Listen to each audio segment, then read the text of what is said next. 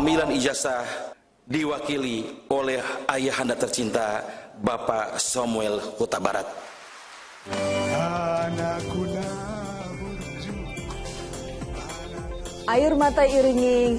Air mata keluarga iringi wisuda mendiang Brigadir Yosua sebagai sarjana hukum.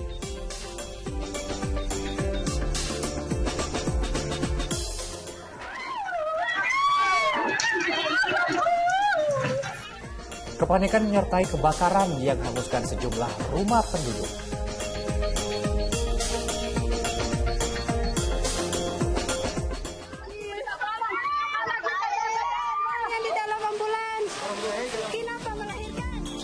Penyelamatan ibu hamil yang terjebak banjir berlangsung dramatis.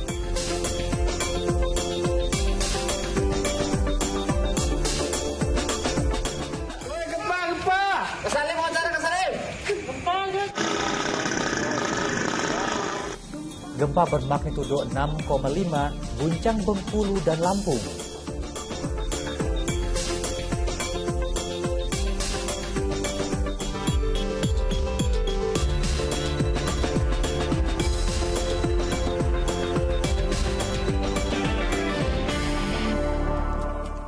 Halo, selamat pagi. Pemirsa, kami temani Anda memulai hari dengan rangkaian berita Fokus Pagi edisi Rabu 24 Agustus 2022 bersama saya Jimmy Darusman dan saya Pratiwi Kusuma. Dalam 1,5 jam ke depan kami hadir dengan rangkaian informasi dan peristiwa terbaru yang berhasil dihimpun tim redaksi kami hingga dini hari tadi. Kita awali informasi yang pertama dari gempa bermagnitudo 6,5 di Laut Kaur, Bengkulu pada Selasa malam dirasakan warga di wilayah Lampung Barat. Warga berhamburan keluar rumah untuk menyelamatkan diri. Dan akibat gempa tersebut, lantai rumah serta dinding musola retak.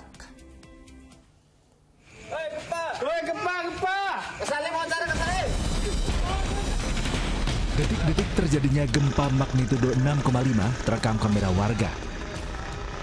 Gempa berpusat di Laut Kaur, Bengkulu, namun dirasakan warga di Lampung. Di antaranya Kabupaten Lampung Barat yang terdekat dengan Kabupaten Kaur, Bengkulu. Warga berhamburan keluar saat gempa terjadi. Terdapat satu rumah dan musala di desa Kutabesi, Lampung Barat yang lantai dan dindingnya retak akibat gempa. Warga Lampung Barat pernah dilanda bencana gempa bumi yang menyebabkan ratusan orang meninggal tahun 1994 silam. Baik yang ada dalam rumah atau yang ada di luar rumah digemparkan oleh sedikit guncangan yang cukup lama, yang cukup kuat sehingga membuat masyarakat lari dan keluar dari dalam rumah karena sedikit teringat mungkin dengan keadaan di tahun 94. Dari data BMKG Lampung Utara, gempa Kaur di Bengkulu juga dirasakan di sejumlah daerah di sepanjang pantai, mulai dari pesisir barat, Lampung Barat hingga Bandar Lampung. Gempa tidak berpotensi tsunami. Pusat gempanya sendiri berada di laut, 64 km barat daya Kaur Bengkulu. Kemudian untuk magnitudo 6,5 dan untuk saat ini belum ada laporan dari masyarakat mengenai kerusakan bangunan dan korban jiwa. Sementara itu, sejumlah warga di Pulau Enggano, Bengkulu Utara, Bengkulu yang cukup dekat dengan pusat gempa panik dan langsung berhamburan keluar rumah. Warga sempat khawatir rumah akan ambruk, namun tidak terjadi gempa susulan. Untuk kondisi terkini di Enggano ini, setelah kami tadi koordinasi dengan para kades lewat telepon satu persatu, tolong dicek wilayahnya, dan hasil pengecekan dari kades bahwa di wilayahnya alhamdulillah sampai ini aman, tidak ada kerugian baik itu personil maupun material, semuanya aman. Hingga saat ini belum ada laporan korban jiwa usai peristiwa gempa bumi. Tim Liputan melaporkan. Beralih ke lokasi lainnya, seorang ibu dan anak di kota Sorong, Papua Barat tewas setelah tertimbun tanah longsor. Hujan deras yang terjadi kali ini tidak saja menyebabkan longsor, tetapi juga menimbulkan banjir di permukiman warga.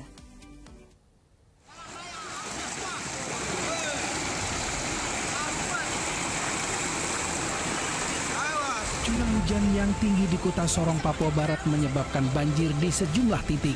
Tidak saja permukiman warga, sejumlah fasilitas umum juga tak luput dari terjangan banjir. Beberapa kendaraan yang nekat melintas akhirnya mogok mesin.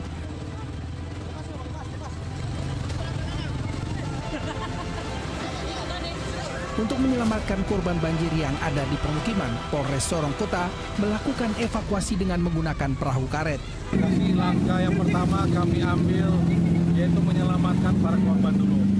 Untuk saat ini kami mempunyai perahu karet yang sudah kami tempatkan, ada 5 tempat, kilo 10, kilo 11, dan kilo 13 dan 14. Begitu juga cadangan 1 untuk para warga. Jadi kami menyelamatkan para warga, termasuk juga titik-titik yang sudah menjadi kemacetan. Tidak hanya banjir, hujan deras juga mengakibatkan tanah longsor. Seperti yang terjadi di distrik Sorong Barat, sejumlah petugas SAR dan polisi melakukan pencarian wanita dan anaknya yang tertimbun material longsor.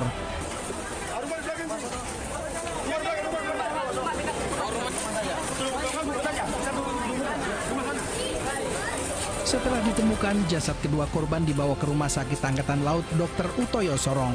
Terjadi bencana longsor yang menimpa 1 unit rumah tinggal yang mengakibatkan 3 korban jiwa, 1 korban luka berat, kemudian 2 korban meninggal berjenis kelamin perempuan dan laki-laki. Dan saat ini 2 korban meninggal sementara berada di Rumah Sakit Angkatan Laut untuk dilakukan pemulasaran jenazah dan akan dikirim ke Salatiga. Rencananya kedua jenazah akan diterbangkan ke kampung halaman mereka di Salatiga, Jawa Tengah. Hujan selama 10 jam yang terjadi di kota Sorong sejak Selasa dini hari tidak saja mengakibatkan kota Sorong banjir, tetapi juga tanah longsor di sejumlah titik. Dampak lain adalah aktivitas warga lumpuh total. Rianto Nai melaporkan dari kota Sorong, Papua Barat.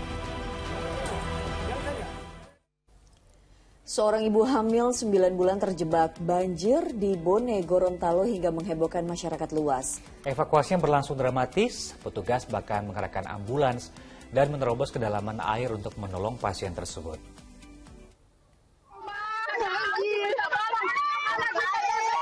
Yang di dalam ambulans, kenapa melahirkan?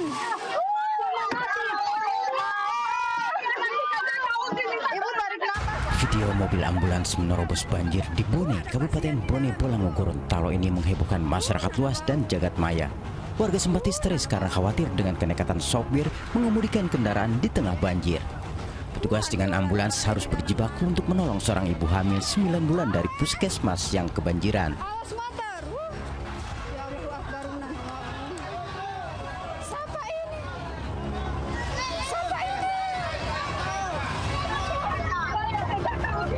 Awalnya Octavia Sapii, warga Cendana Putih, tengah hamil tua dan jalani tindakan medis di puskesmas. Guyuran hujan deras dan banjir tiba-tiba masuk ke dalam puskesmas setinggi 50 cm dan membuatnya terjebak genangan air. Pas kejadian banjir, jadi air naik, beliau ini ditangani, jadi dibawa, mau dievakuasi karena puskes terendam air, makanya beliau dievakuasi ke tempat yang lebih tinggi. BPBD menyebut saat ini banjir di wilayah tersebut sudah surut dan pasien ibu hamil yang dievakuasi tengah menjalani perawatan di Rumah Sakit Tombulilato, Bone, Bolango. Avianto Usman melaporkan dari Gorontalo. Di lokasi lain, sejumlah rumah warga di Kecamatan Sukau, Lampung Barat rusak diterjang angin puting beliung. Karena belum mendapat bantuan, warga terpaksa memperbaiki rumahnya sendiri.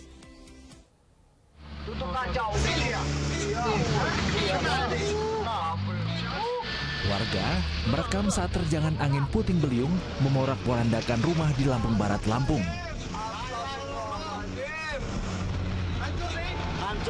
Sebuah gudang sayur habis tak bersisa diterjang angin puting beliung.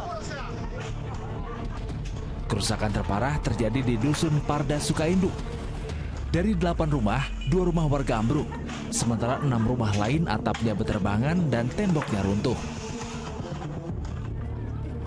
Warga pun memperbaiki rumah yang mengalami kerusakan akibat diterjang puting beliung. Ya, hujan dari sana, angin, awan itu gelap betul kan, dari sana itu muter, Habis itu nyeranglah di rumah yang di sebelah sana. Habis itu muter, nyerang di wilayah sini, ibu sini. Habis ini ya inilah terus kejadiannya, termasuk rumah yang paling belakang sama tembok yang di belakang itu roboh. Angin puting beliung juga menerjang lahan perkebunan warga dan merusak 6 kios pedagang sayuran. Petugas gabungan tangga bencana telah melakukan pendataan kerusakan rumah warga. Namun sampai saat ini, bantuan dari pemerintah tak kunjung tiba. Asep Saifullah melaporkan dari Lampung Barat, Lampung.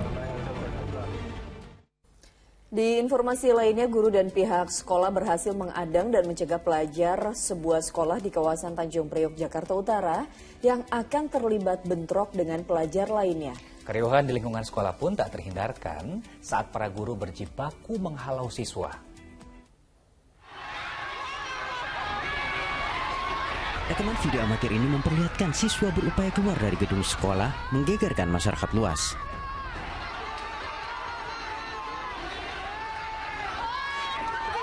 Dalam kejadian ini, para siswa sebuah SMK di Tanjung Priok, Jakarta Utara berupaya terobos pintu gerbang lantaran mereka ingin melihat seseorang tak dikenal yang diamankan lantaran diduga provokator. Para guru dan tenaga kependidikan berjibaku menghalau mereka keluar dari area sekolah untuk mencegah hal-hal yang tak diinginkan terjadi. Ada beberapa anak tidak dikenal yang beberapa hari ini mondar-mandir di depan sekolah kita. Dan indikasinya karena memang mengganggu lingkungan, sehingga sepertinya dari pihak warga, Pak RT bekerjasama dengan warga setempat mengambil inisiatif untuk mengamankan anak tersebut. Kini pihak kepolisian tengah menyelidiki penyebab pasti kejadian ini dengan mengamankan dan memeriksa seorang yang diduga provokator tersebut. Arfa Supandi melaporkan dari Jakarta. Sejumlah rumah penduduk di Desa Buluh, Kota Subulu Salam, Aceh, hangus terbakar. Si jago merah dengan cepat mengamuk lantaran bangunan rumah berbahan semi permanen yang mudah terbakar.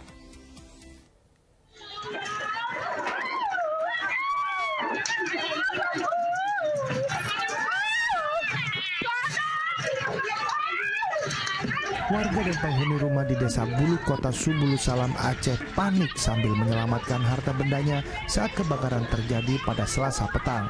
Api yang berawal dari salah satu rumah semi permanen dengan cepat merambat ke rumah-rumah warga yang jaraknya berdekatan hingga memusnahkan 5 rumah.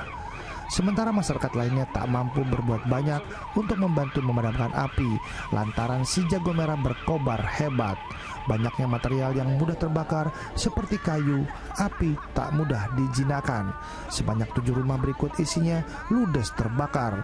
Meski asal api sudah diketahui, namun penyebabnya masih diselidiki oleh polisi. Diduga berasal api dari rumah ini, Pak Saudara siapa? Abusin, menurut berita dari warga tadi. Petugas yang menerjunkan 5 unit mobil damkarnya akhirnya berhasil menjinakkan api dengan dibantu warga. Begitu kita langsung ke TKP, ternyata api sudah bergejolak. Itu langsung anggota langsung bertebar untuk memadamkan api tersebut, sehingga api bisa kami padamkan dalam waktu 30 menit. Tidak ada laporan korban jiwa akibat kebakaran ini, lantaran warga berhasil menyelamatkan diri, sementara warga yang terdampak mengais-ngais barang yang masih dapat digunakan.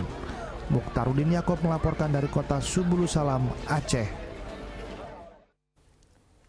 Sebuah gudang material yang menjual bahan bangunan di Desa Wonoharjo, Pangandaran, ludes tidak tersisa akibat kebakaran. Dan sementara di Kota Tangerang, Banten, diduga akibat korsleting dari ponsel, sebuah ruko juga hangus terbakar.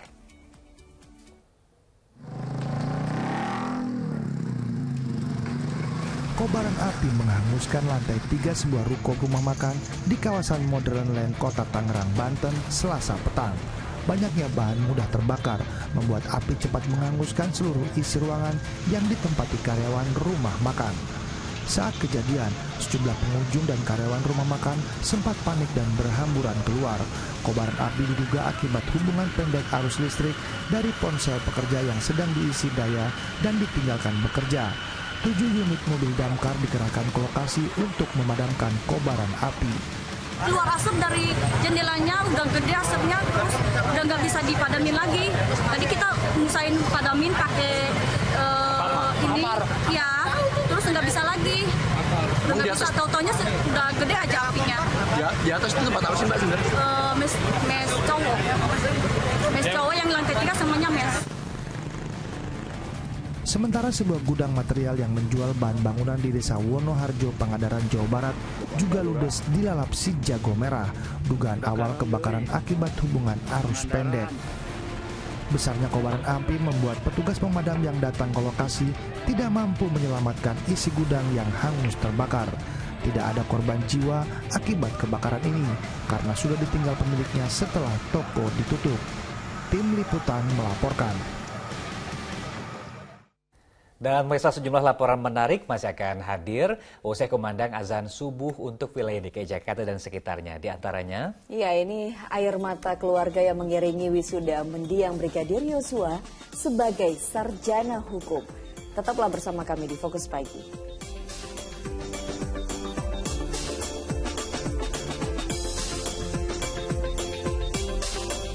Selamat menjalankan ibadah sholat subuh, tapi khususnya untuk Anda yang berada di wilayah Ibu Kota DKI Jakarta dan sekitarnya. Ya, kita lanjutkan informasi di Fokus Pagi hari ini. Seorang ibu menderita luka bakar dan anaknya meninggal dunia setelah rumahnya dilalap si jago merah di Kota Tasikmalaya, Jawa Barat. Rumah mereka terbakar diduga akibat meledaknya ponsel saat sedang dicas atau diisi dayanya.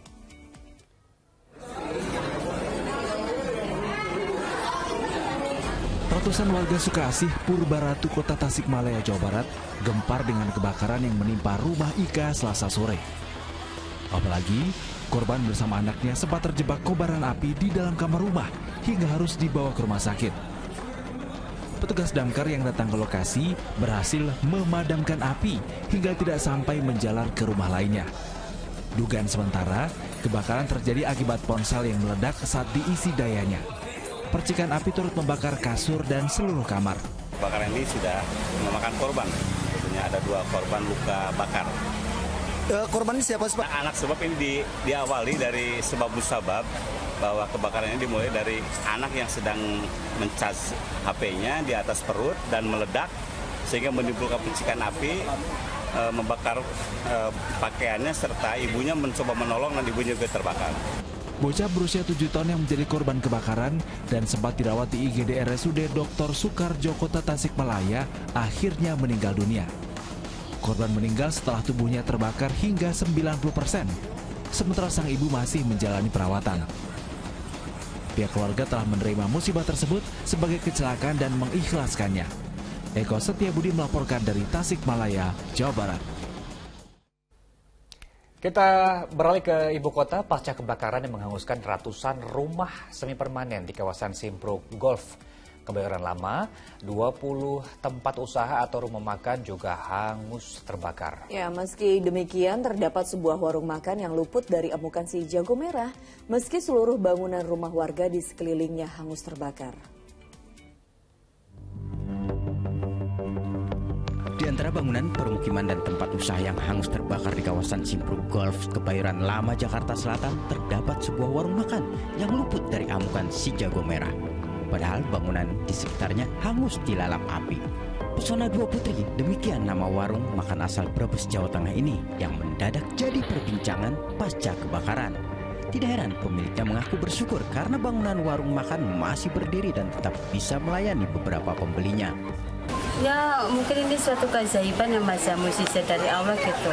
Karena saudara saya ataupun saya juga itu mungkin banyak yang bersedekah gitu loh Mas, salah satunya gitu. Tapi ada bagian-bagian yang kebakar nggak sih Bu? Ada yang kena tembok belakang itu pecah karena saking panasnya api gitu ya. Bu, ini kan kiri kanannya ikut kebakar Ibu ya? Iya. Tapi tengahnya ini kebakar juga nggak Bu? Enggak. Hingga Rabu dini hari, garis polisi masih terpasang di salah satu tempat usaha atau rumah makan. Warga yang menjadi korban kebakaran masih mengungsi di tenda darurat sementara yang didirikan petugas. Di RT 08 ini terdapat 98 rumah warga terdampak. 20 diantaranya rumah makan yang hangus akibat kebakaran.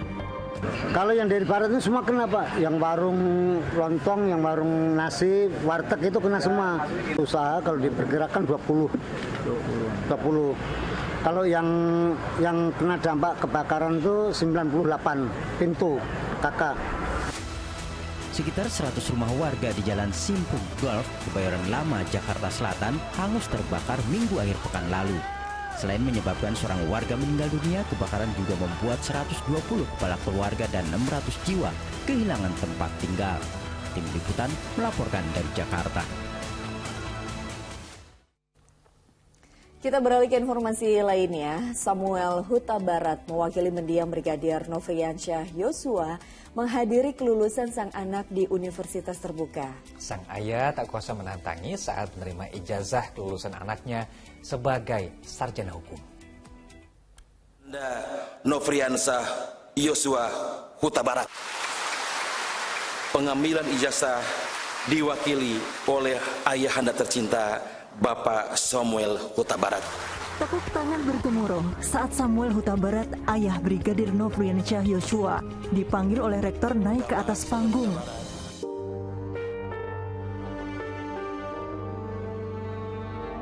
Mewakili anaknya, Samuel Huta Barat tak kuasa menahan tangis saat menerima ijazah kelulusan di wisuda Universitas Terbuka di Pamulang, Tangerang Selatan, Selasa pagi. Samuel Huta Barat berkali-kali menyeka air mata dari atas mimbar.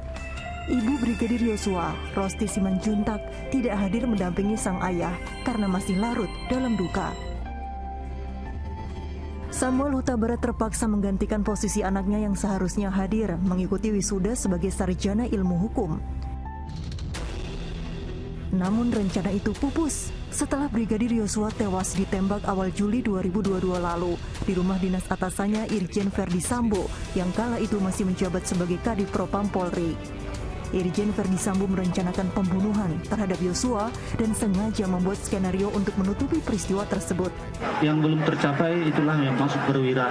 Ajal sudah menjemput dia. Dua hal yang belum tercapai sudah dia dipanggil oleh Tuhan.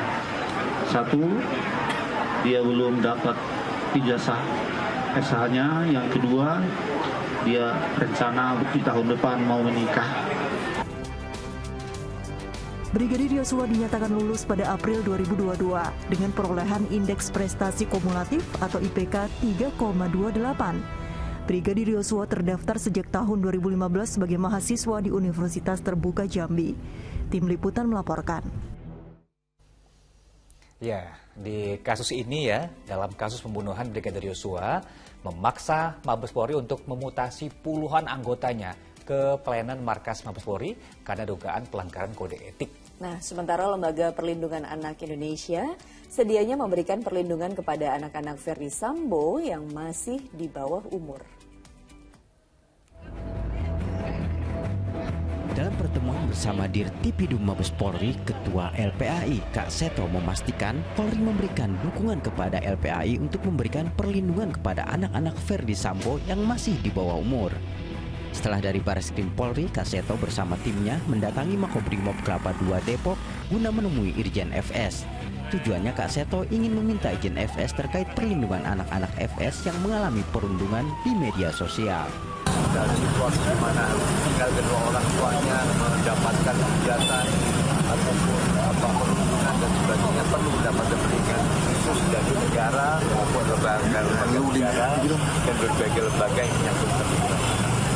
Jadi kami sampaikan itu dengan sangat berterima kasih. Kasus pembunuhan Brigadir Yosua juga berimbas pada pemutasian 24 anggota Polri termasuk para perwira ke pelayanan markas atau Yanma Polri untuk kepentingan pemeriksaan. Surat telegram dari Mabes Polri tentang mutasi anggota Polri yang kita terima berjumlah 24, tetapi dari 24 itu sebagian ada anggota Polda Metro. Di antaranya jabatan Wadud Timum dan juga beberapa kasubdit yang ada di Direktorat Umum Polda Metro Jaya. Mutasi puluhan anggota kepolisian ke pelayanan markas Mabes Polri karena adanya dugaan pelanggaran kode etik. Tim Liputan melaporkan dari Jakarta dan Depok, Jawa Barat. Sementara itu, Kejaksaan Agung telah menerima berkas perkara kasus pembunuhan berencana Brigadir Yosua untuk tersangka Ferdi Sambo serta 3 tersangka lainnya. Kejagung juga telah menerima surat pemberitahuan dimulainya penyidikan atau SPDP atas tersangka Putri Chandrawati. Kita sudah menerima 4 berkas perkara yang saat ini dari sejak hari Jumat 14 hari ke depan kita masih melakukan penelitian terhadap berkas perkara tersebut. Yang untuk perkara istrinya, kami masih menerima SPDP, berkasnya belum ada. Selanjutnya mungkin yang kita harapkan ke depan biar ini selesai dalam penanganan perkara ya, agar dilakukan komunikasi, koordinasi secara efektif dan intensif antara penyidik dan penuntut umum. Kita beralih ke informasi lain, pemirsa. Ada seekor biawak yang berukuran besar mengagetkan karyawan kantor karena dia masuk ke bangunan, mengejutkan sejumlah pegawai. Ya, petugas damkar yang melakukan evakuasi sempat kewalahan karena hewan reptil itu bergerak cukup gesit. Ya, inilah proses evakuasi seekor biawak yang masuk ke dalam sebuah toilet di kantor Inspektorat Kota Palangkaraya, Kalimantan Tengah. Biawak pertama kali ditemukan seorang pegawai dan langsung menghubungi petugas pemadam kebakaran Palangkaraya untuk dievakuasi.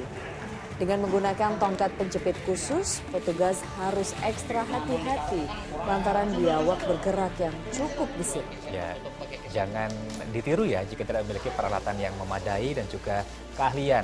Karena memang liurnya termasuk berbahaya ya, mengandung bakteri. Nah, setelah 15 menit petugas berhasil memancing biawak keluar dari kamar mandi dan mengevakuasinya. Petugas langsung menutup bagian kepala biawak dan dimasukkan ke dalam karung untuk diamankan. Kantor itu berposisi di dekat hutan di belakangnya. Banyak rawa-rawa yang tempat hidupnya biawak dan ular. Nah, wilayah kantor itu inspektorat itu sering dimasuki ular. Kepanikan melanda sejumlah pengemudi ojek online ketika aparat Dinas Perhubungan menggelar razia parkir liar di kawasan Atrium Senen, Jakarta Pusat Selasa siang. Sebagian pengemudi hanya bisa pasrah saat sepeda motornya diangkut petugas ke atas truk.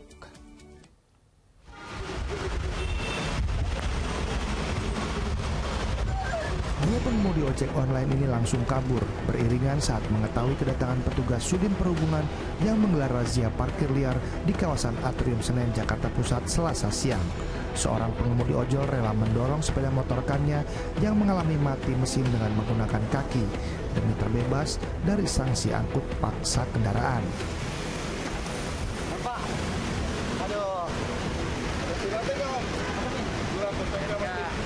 Sementara pengemudi ojek lainnya yang sedang mangkal tak mampu berkutik.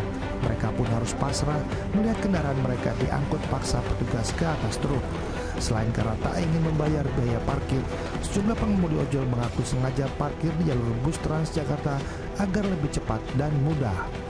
Enggak, belum baru pertama kali saya dapat di sini. Oh, ini ke dalam ambil apa nih Pak? Ini paket. Oh, paket. Emang pihak mall tidak menyediakan parkir Pak di dalam? Enggak, PKP katanya dekat. Takutnya nggak dapat parkir. Oh Bapak, ini Bapak mau ke sini ikut-ikutan apa emang gimana nih Pak? Enggak, gue pikir banyak motor. Saya ngikut. Razia kali ini razia rutin dari kami, khususnya di Sudin Jakarta Pusat. Kita rutin giat angkut jaring bila mana kedapatan motor roda 2 yang berpangkal ataupun parkir di atas trotoar yang bukan pada tempatnya. Kita himbau kepada lapisan masyarakat khususnya pengguna roda 2 agar tertib dan mematuhi aturan larangan, baik rambu maupun larangan untuk parkir bukan pada tempatnya. Selain di kawasan Atrium Senen, petugas juga menggelar operasi di kawasan Pasar Tanah Abang. Dari 2 lokasi, petugas berhasil menjaring 15 sepeda motor yang kedapatan parkir di atas trotoar, bahu jalan hingga jalur bus Transjakarta. Abdul Haris melaporkan dari Jakarta. Baik, kita jeda sesaat. Sejumlah informasi penting dan menarik lain masih akan hadir usai pariwara. Di antaranya pasangan suami istri yang tewas bersimbah darah hebohkan warga. Tetaplah bersama kami di Fokus Pagi.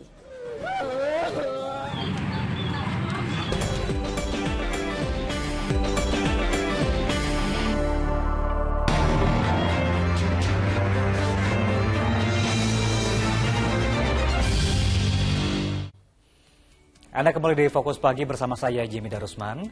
Sangat disayangkan pemirsa, peristiwa berdarah terjadi saat pesta karnaval HUT RI di kawasan Ranca Ekek, Kabupaten Bandung. 2 orang yang diduga preman tewas ditusuk setelah terlibat cekcok.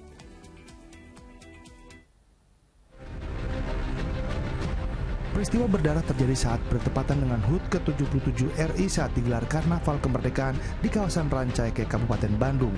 Kedua korban tersungkur di parit selokan setelah ditusuk para pelaku hingga tewas hingga menjadi tontonan warga sekitar. Dari hasil penyelidikan, awal mula peristiwa berdarah ini akibat cekcok korban dengan pelaku. Saat dihadirkan di depan media, 2 tersangka pembunuhan masing-masing Maman dan Babe Sandi hanya bisa tertunduk. Keduanya diduga telah menghabisi nyawa kedua korban yang sama-sama berprofesi sebagai preman setelah sebelumnya terlibat cekcok. Kedua korban yang dalam pengaruh minuman keras tak terima ditegur pelaku yang bersenggolan di jalan saat menyaksikan karnaval. Tersangka melarikan diri, sempat berobat, kemudian ketika mendengar bahwa korban yang dianiaya itu meninggal dunia, maka tersangka melarikan diri sampai ke Kabupaten Garut. Ya, dalam tempo 2 kali 24 jam, tersangka bisa diamankan oleh Polresta Bandung. Polisi menyita barang bukti pisau yang digunakan tersangka saat menganiaya korban. Atas perbuatannya, kedua tersangka terancam hukuman 15 tahun penjara karena dijerat pasal penganiayaan yang mengakibatkan korban meninggal dunia. Muhammad Abbas melaporkan dari Kabupaten Bandung, Jawa Barat. Masih di Jawa Barat, 2 kelompok pelajar di Purwakarta terlibat tawuran menggunakan senjata tajam. Sejumlah pelajar yang terlibat tawuran kini diamankan polisi.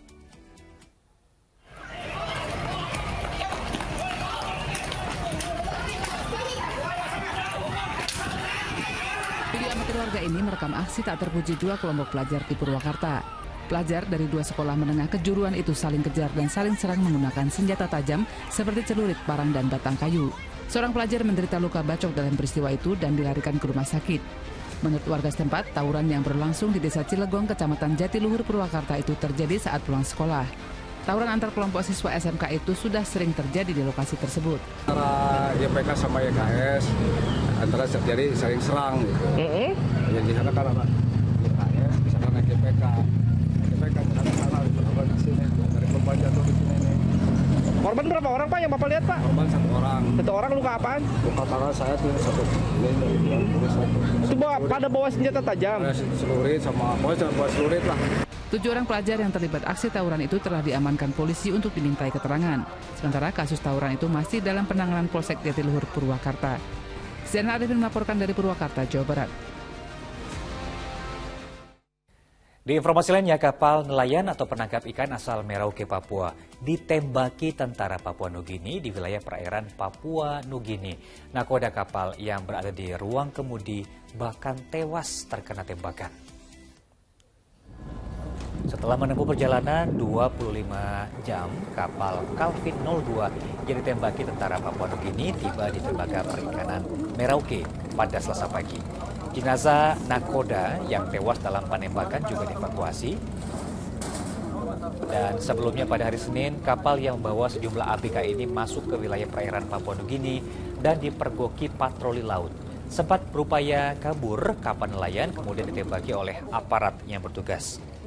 Nakoda yang berada di ruang kemudi tewas di tempat terkena tembakan, sementara ABK lainnya selamat karena bersembunyi di bagian ruang mesin.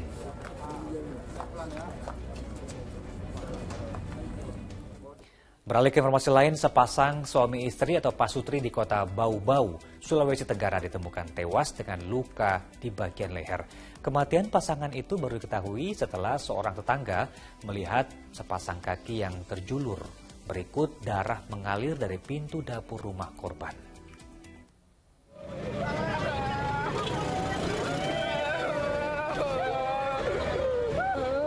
Kematian pasangan suami istri bernama Lamoni dan Mursia yang sangat tragis sontak menggegerkan warga Kelurahan Bukit Wolio Indah, Kota Bau-Bau, Sulawesi Tenggara Selasa pagi. Pasangan pedagang kaki lima itu ditemukan tewas bersimbah darah dengan luka gorok di leher dan luka tusuk di bagian perut, sehingga diyakini keduanya telah menjadi korban pembunuhan. Jasad keduanya ditemukan oleh salah satu tetangga yang tanpa sengaja melihat kaki terjulur keluar dari pintu dapur rumah mereka, diikuti darah mengalir. Diduga keduanya dihabisi antara Senin malam hingga Selasa subuh.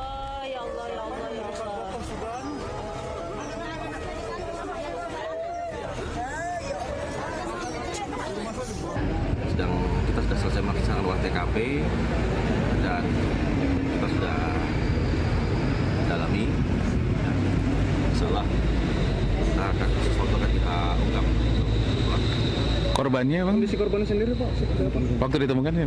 Kondisi korban ditemukan sudah dalam keadaan meninggal dunia. Ya, dalam keadaan meninggal dunia.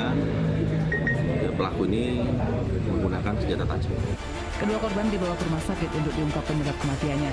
Sementara untuk mencari jejak pelaku pembunuhan sadis itu, polisi telah melakukan olah tempat kejadian perkara serta memeriksa sejumlah saksi. Ilor Samsudin melaporkan dari Bau-Bau, Sulawesi Tenggara. Lain lagi di Pulau Dewata, Bali, ada sesosok mayat perempuan yang ditemukan tergeletak di pinggir jalan raya Denpasar, Gilimanuk. Tidak ada identitas di tubuh korban yang diketahui menderita luka lebam di bagian wajah itu. Tim Inafis dan petugas kepolisian yang memeriksa jasad wanita itu menemukan luka lebam di bagian wajah dan luka gores di bagian lengan serta kaki.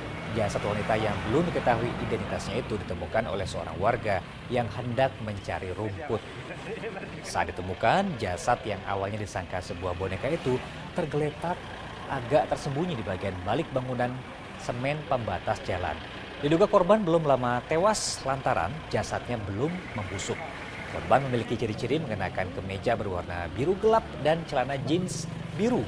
Untuk mengungkap identitas dan penyebab kematiannya, korban dibawa ke rumah sakit Kota Negara.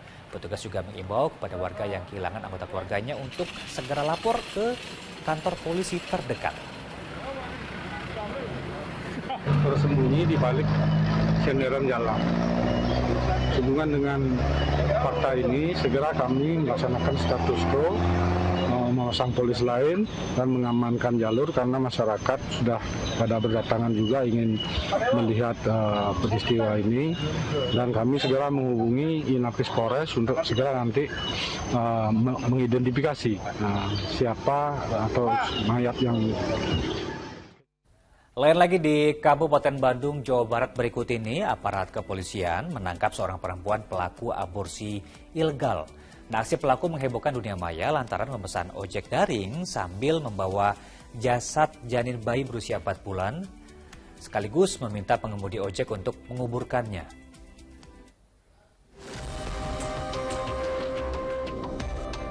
Berita tentang pengemudi ojek online diminta menguburkan jasad janin bayi di kawasan Ciwidey, Bandung heboh di media sosial. Sang pengemudi ojek itu awalnya mendapat pesanan dari seorang wanita berinisial R. Wanita berusia 20 tahun itu membawa sebuah bungkusan dan minta diantar ke suatu tempat. Belakangan terungkap wanita itu ternyata baru saja melakukan aborsi dengan membeli obat-obatan di Sukabumi, namun mengalami keguguran di kawasan Ciwidey. Keguguran dalam usia kandungan 4 bulan. Kemudian yang bersangkutan menghubungi ojek online, meminta ojek online untuk mengebumikan janin yang tidak berkembang ini. Namun demikian, karena ojek online ini tidak mau, maka mengantarkanlah janin yang meninggal ini ke Polsek, ke Polsek Ciwidey. Kini wanita itu telah ditetapkan sebagai tersangka pelaku aborsi ilegal dan terancam hukuman 4 tahun penjara. Muhammad Abbas melaporkan dari Kabupaten Bandung, Jawa Barat. Seorang oknum Kapolsek di Sidoarjo bersama 2 anggotanya kedapatan mengonsumsi narkoba. Kini 3 oknum polisi tersebut masih jalani pemeriksaan.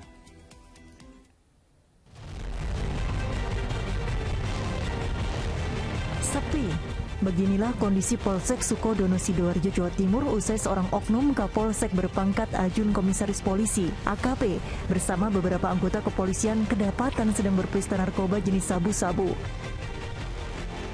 Menanggapi terjaringnya oknum polisi tersebut, jajaran Propam Polda Jawa Timur membenarkan penangkapan terhadap Kapolsek Sukodono berinisial KT bersama 2 anggotanya berpangkat Aibtu.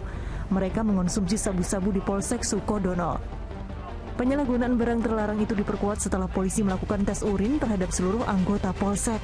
Hasilnya ketiganya positif mengonsumsi narkoba. Aparat juga menemukan barang bukti sedotan plastik dan korek api bekas pakai narkoba. Ada salah satu Kapolsek di wilayah Sidoarjo diduga terindikasi menggunakan narkotika jenis sabu. Ya, kemudian tadi pagi sekitar pukul 01.30 anggota Bitpropam melakukan upaya penyelidikan di Polsek. Kemudian dilakukan tes urin ya terhadap Kapolsek tersebut. Ya, sehingga Kapolsek tersebut dari hasil tes urin itu dinyatakan positif menggunakan sabu. Saat ini Kapolsek Sukodono dan 2 anggotanya masih menjalani pemeriksaan oleh Bitpropam Polda Jawa Timur. Tim Liputan melaporkan. Nah, informasi berikut ini semoga bisa menjadi perhatian pihak sekolah ataupun orang tua, di mana 8 orang siswa SD di Garut, Jawa Barat yang sedang jajan di pinggir jalan depan sekolah tertabrak angkutan pedesaan. 2 pelajar tewas, sementara 6 lainnya luka-luka.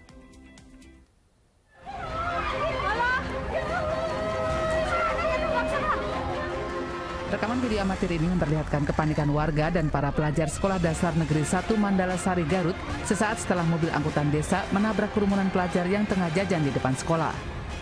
Mobil angkutan desa yang tengah melaju dari arah Rancasalak menuju Terminal Kadungora itu tiba-tiba oleng lalu menabrak pedagang dan siswa yang sedang berkerumun di bahu jalan.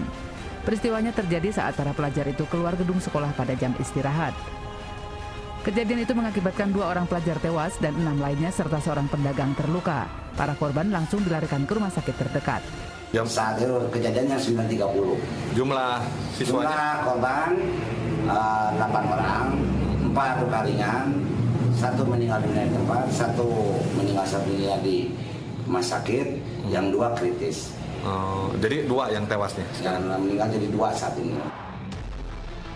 Belum diketahui penyebab supir angkutan desa hilang kendali dan menabrak kerumunan pelajar. Kini sang supir menjalani perawatan di Polsek Kadungora. Eko Setiabudi melaporkan dari Garut, Jawa Barat. Baik, kita jeda dulu sejenak. Sejumlah informasi penting dan menarik lain masih akan hadir usia pariwara. Di antaranya informasi terkait dengan diduga pengemis pemulung beli mobil dengan uang tunai. Fokus Pagi segera kembali. Dengarkan saya, Pratiwi Kusuma.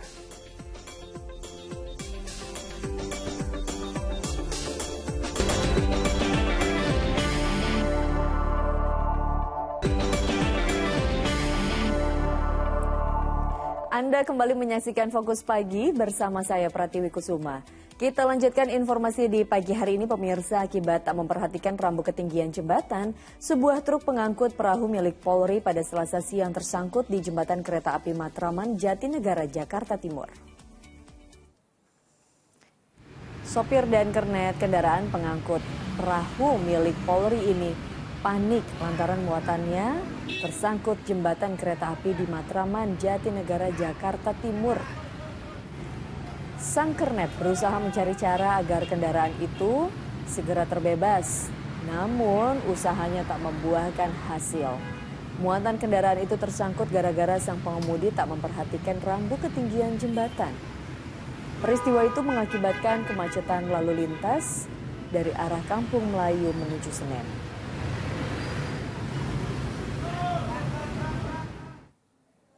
Tersangka kasus dugaan korupsi Surya Darmadi kembali ditahan dan menjalani pemeriksaan oleh Kejaksaan Agung.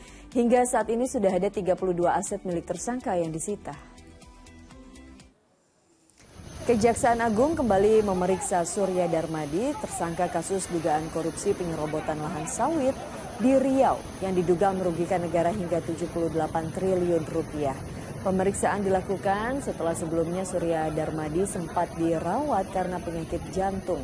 Kejagung telah menyita 32 aset milik tersangka yang tersebar di sejumlah daerah, mulai dari aset tanah, bangunan, hingga kapal tongkang. Jam Bisnis Kejaksaan Agung telah melakukan penyitaan terhadap 32 aset.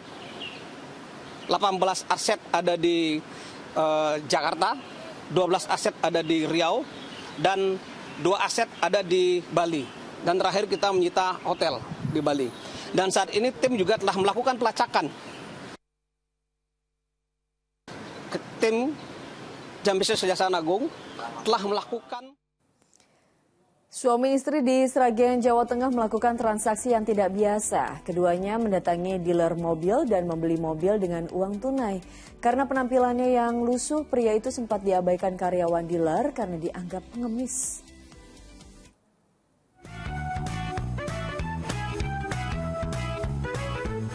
Video ini memperlihatkan Warji dan istrinya Tri Rusyaningsih bersama seorang karyawan dealer mobil di daerah Sragen, Jawa Tengah menghitung uang untuk membayar mobil baru.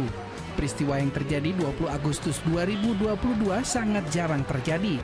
Apalagi penampilan Warji yang lusuh membuat karyawan dealer tidak percaya dan justru menganggap Warji hendak mengemis. Namun setelah mengeluarkan uang pecahan 1.000 hingga ratusan ribu rupiah dari tas dan karung, barulah karyawan dealer percaya jika Warji dan istrinya benar-benar hendak membeli mobil.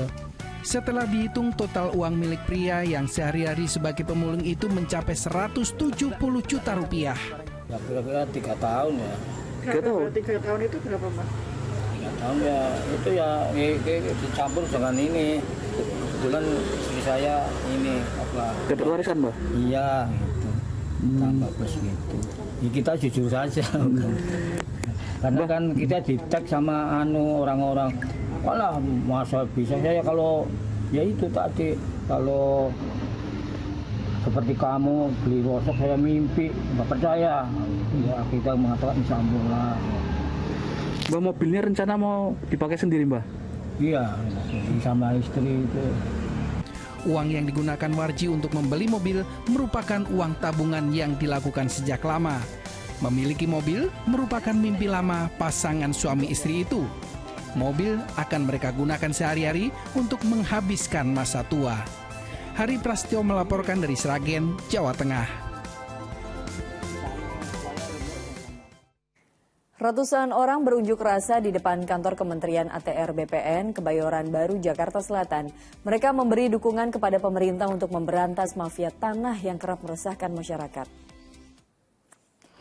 Unjuk rasa damai ini mengusung dukungan pemberantasan mafia tanah di depan kantor Kementerian ATR BPN Jalan Sisingamangaraja, Kebayoran Baru, Jakarta Selatan. Ratusan orang yang tergabung dalam sebuah ormas menilai mafia tanah sudah menggurita. Bahkan Presiden Joko Widodo beberapa waktu yang lalu menyatakan perang terhadap mafia tanah. Menurut masa aksi, persoalan mafia tanah di Indonesia tidak sederhana, melainkan sudah akut sehingga diperlukan peranan semua pihak. Kita secara tegas mendeklarasikan dukungan kita. Sudah sangat menggurita kekuatan para mafia tanah. Mafia tanah yang kita maksud ini bukanlah mafia tanah kelas rendah yang hanya mampu memalsukan atau melakukan penipuan terhadap surat menyurat terhadap tanah. Tapi mafia tanah yang telah terorganisir dan telah memberikan pengaruh negatif pada aparat pemerintahan dan bahkan mengendalikan oknum-oknum di instansi-instansi pemerintahan bahkan sampai pada lembaga-lembaga peradilan. Partai Solidaritas Indonesia PSI memulai safari politik pertama dengan mengunjungi Partai Golkar. Pandangan politik yang sama menjadikan kedua partai terus membangun silaturahmi untuk melanjutkan program Joko Widodo. Berdebat di kantor DPP Partai Golkar di kawasan Jakarta Barat, Ketua Umum Partai Golkar Airlangga Hartarto menerima kunjungan Ketua Umum Partai Solidaritas Indonesia PSI Giring Ganesa. Dalam safari politik perdana selain bersilaturahmi, keduanya membahas isu terkini termasuk perkembangan perekonomian, sosial, dan politik hingga antisipasi pemilu 2024. Keduanya memiliki persamaan visi, yakni selain menjauhi politik identitas dan membangun masa depan bangsa, juga keduanya bertekad melanjutkan program Joko Widodo. Beberapa catatan yang kesamaan antara Partai Golkar dan PSI itu baik itu terkait dengan menjauhi politik identitas. Yang kedua tentu mendorong agar kita dapat melanjutkan program Bapak Presiden Joko Widodo. Mas Erlangga bilang tentang kita akan menghindar yang namanya politisasi agama. Dan juga yang kedua bahwa memang kesamaan yang paling penting dari Partai Golkar dan juga Partai Solidaritas Indonesia adalah kita akan melanjutkan perjuangan dari Bapak Presiden kita, Bapak Joko Widodo. Sebelumnya, 10 Agustus lalu, KIB yang terdiri dari Partai Golkar, PAN, dan P3 mendaftar di KPU bersamaan dengan Partai PSI. Hal tersebut menjadi sorotan dan disebut sebagai kode alam. Auriga Agustina, Herman Prastia melaporkan dari Jakarta. Presiden Joko Widodo belum memutuskan penyesuaian harga bahan bakar minyak atau BBM jenis Pertalite. Penyesuaian harga BBM subsidi akan diputuskan secara hati-hati. Ini menyangkut hajat hidup orang banyak. Jadi semuanya harus diputuskan secara hati-hati. Dikalkulasi dampaknya, jangan sampai dampaknya menurunkan daya beli rakyat, menurunkan konsumsi rumah tangga, kemudian juga nanti yang harus dihitung juga menaikkan inflasi yang tinggi, kemudian bisa menurunkan pertumbuhan ekonomi. Semuanya saya suruh ngitung betul sebelum diputuskan.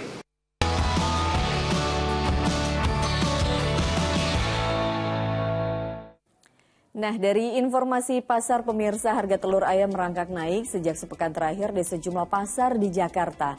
Di Pasar Kramat Jati, kenaikan harga telur menyebabkan omset pedagang menurun. Pasar Kramat Jati, Jakarta Timur, harga telur ayam naik sampai tembus Rp30.000 per kilogram. Akibat kenaikan ini omset pedagang turun hingga 25%. Pasokan telur ayam juga datang hanya sekali dalam 1 minggu. Sementara itu untuk menyiasati pedagang agar tidak menaikkan harga, mereka memilih telur-telur kecil di pasar dengan jumlah yang relatif banyak. Nah, sementara itu di Pasar Kopro, Jakarta Barat, harga telur berada di Rp31.000 per kilogram. Kenaikan ini sudah dirasakan sejak beberapa hari yang lalu. Kenaikan harga telur diduga lantaran adanya program bansos dari pemerintah. Permintaan telur kepada peternak membengkak hingga membuat harga melonjak naik.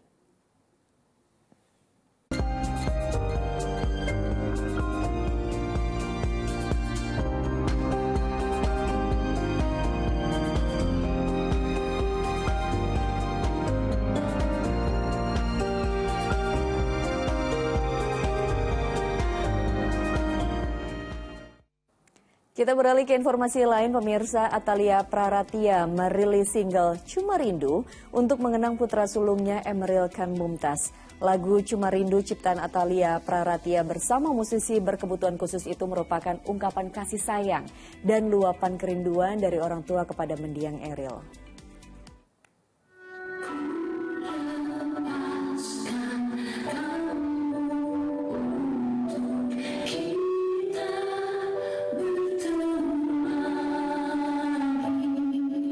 Lagu berjudul Cuma Rindu ciptaan Atalia Praratia bersama penyanyi lokal Nenden Sintawati merupakan ungkapan kasih sayang untuk meluapkan rasa kerinduan atas meninggalnya putra pertama Emeril Khan Mumtaz.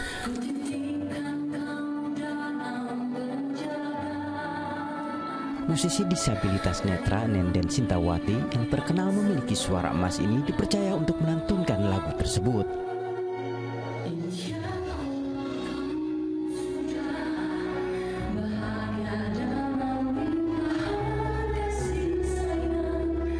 Atalia sebagai ibu kandung almarhum Eril menjadi salah satu orang yang sangat terpukul atas kepergian sang anak. Dengan lirik yang menyentuh kalbu dan berisi doa serta keikhlasan kepada Sang Maha Pencipta atas takdir yang telah ditetapkan untuk putra pertamanya tersebut, Atalia pun meneteskan air mata. Single dan juga video klip ya dari Cuma Rindu gitu. Lagu ini adalah curahan hati seorang ibu atas kehilangan anaknya gitu, yang kemudian diaransemen dengan sangat indahnya, dirangkai liriknya kembali dengan begitu luar biasanya sehingga mudah-mudahan bisa diterima di seluruh masyarakat ya. Sebaik-baiknya mati bukan mati meninggal karena nama baik. Sebaik-baiknya mati adalah mati yang meninggalkan inspirasi, yang orang generasi berikutnya akan melanjutkan ke level. Itulah Eril di saat hidupnya dan itulah Eril di di peristirahatan terakhirnya menjadi inspirasi.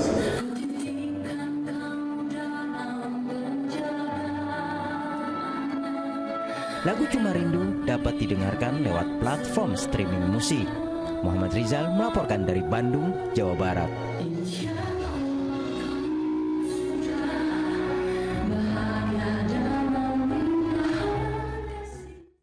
Ya, kita jeda dulu sejenak, sejumlah informasi menarik lainnya masih akan kami hadirkan. Di antaranya lawan Bali United, Persib Bandung melorot ke urutan 12 klasmen BRI Liga 1. Tetaplah bersama kami di Fokus Pagi.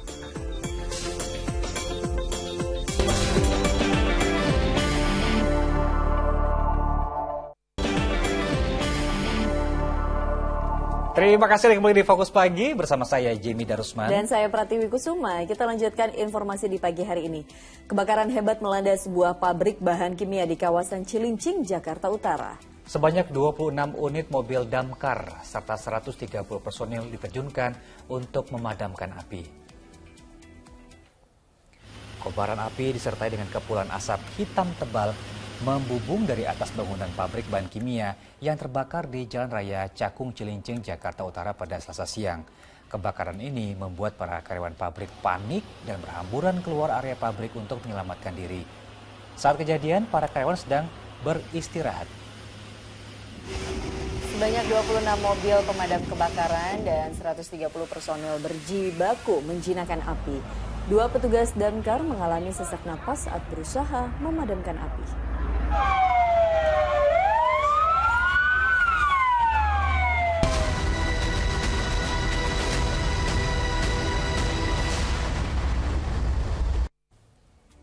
Dari pekan ke-6 BRI Liga 1, Bali United berhasil kembali meraih 3 angka. Nah, ini bertandang ke markas Persib Bandung. Sardadu Tridatu yang bermain dengan 10 pemain menang dengan skor 3-2.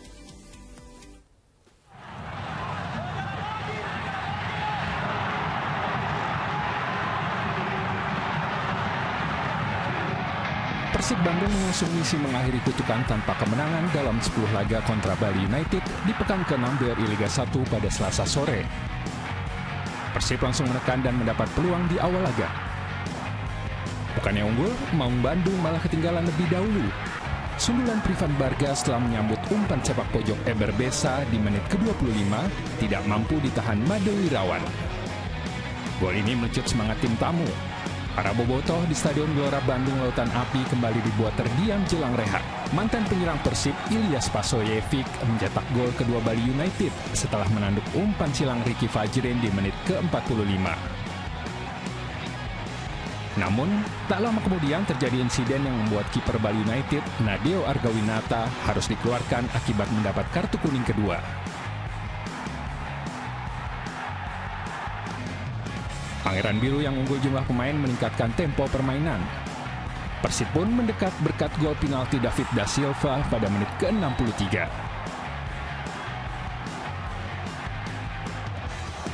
18 menit kemudian winger Bali United M. Rahmat kembali membawa tim tamu menjauh 3-1 lewat serangan balik cepat.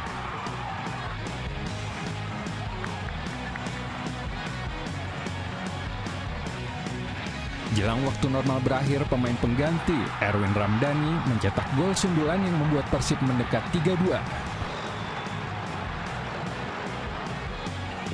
Namun tidak ada gol lagi ketika peluit panjang berbunyi. Bali United meraih 3 angka dan naik ke peringkat 5 dengan poin 12. Adapun Persib turun ke posisi 12 dengan raihan 7 angka. Nah, sementara dari laga lain, Persis Solo berhasil memberi kekalahan perdana untuk Madura United musim ini. Laskar Sambar Nyawa menang tipis dengan skor 1-0.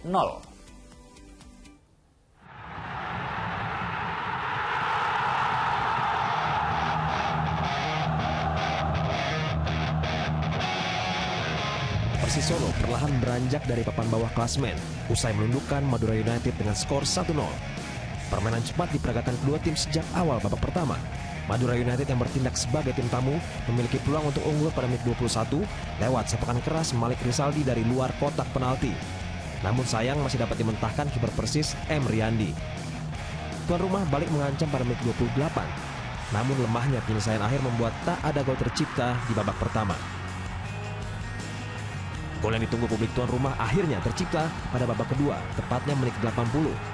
Alexis Mesidoro berhasil menang duel lawan bek Madura United dan mengecoh kiper Miswar Saputra. Skor 1-0 bertahan hingga akhir laga. Dengan hasil ini, Laskar Sambernyawa berhasil memberi kekalahan perdana untuk Madura United di BRI Liga 1 musim ini. Sementara dari laga lainnya, Persis Solo berhasil memberi kekalahan perdana untuk Madura United pada musim ini. Yang tadi ya kita simak ya. Nah, kita akan lihat pula yang berikutnya, ada satu tim yang patut mendapat apresiasi di BRI Liga 1 musim ini. Siapa lagi kalau bukan Borneo FC Samarinda. Iya, setelah gagal juara di Piala Presiden lalu, Pesut Etem langsung berbenah dan berhasil unjuk gigi di BRI Liga 1 dengan menjadi pemuncak klasemen sementara. Cukup lebar kali ini. Terence Buhiri. Umpan berikan kepada Marcus Manto dan gol! Borneo FC Samarinda jadi salah satu tim yang mencuri perhatian di BRI Liga 1 musim 2022-2023. Hingga pekan ke-6, tim berjuluk Pesut Etam itu berhasil menempati puncak klasemen dengan poin 15, hasil 5 kemenangan dan hanya sekali menelan kekalahan. Kemenangan terakhir didapat saat mengalahkan Dewa United Selasa sore 3 gol tanpa balas. Kepiawaian Milomir Seslia dalam meracik strategi ditambah ketepatan dalam mendatangkan pemain asing seperti Mateus Pato dan Jonathan Bustos membuat tim kebanggaan Samarinda itu patut diwaspadai musim ini. Faktor lainnya adalah Borneo tak banyak mengubah komposisi pemain setelah menjadi runner-up di turnamen pramusim Piala Presiden 2022. Jika performa apik ini terus berlanjut, bukan tak mungkin Pesut Etam bisa tampil sebagai juara di BRI Liga 1 musim ini. Amir Hamzah melaporkan dari Samarinda, Kalimantan Timur.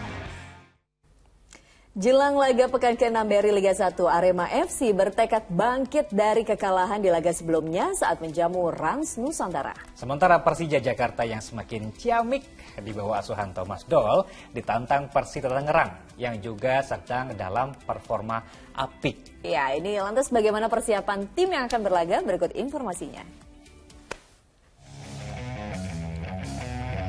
Momentum untuk bangkit diusung Arema FC saat menjamu Rans Nusantara di pekan ke-6 BRI Liga 1 di Stadion Kanjuruhan Malang Rabu sore. Main di kandang sendiri jadi keuntungan bagi Singoedan, apalagi Arema musim ini belum terkalahkan saat bermain di Malang. Sementara itu, 3 kekalahan beruntun yang dialami Rans Nusantara membuatnya terdampar di zona degradasi. Meski diperkuat legion asing seperti Makan Konate dan Wander Luiz, namun Rans belum menunjukkan kelasnya sebagai salah satu klub sultan di BRI Liga 1. Perubahan harus segera dilakukan tim besutan Rahmat Darmawan jika ingin terus berada di kasta tertinggi.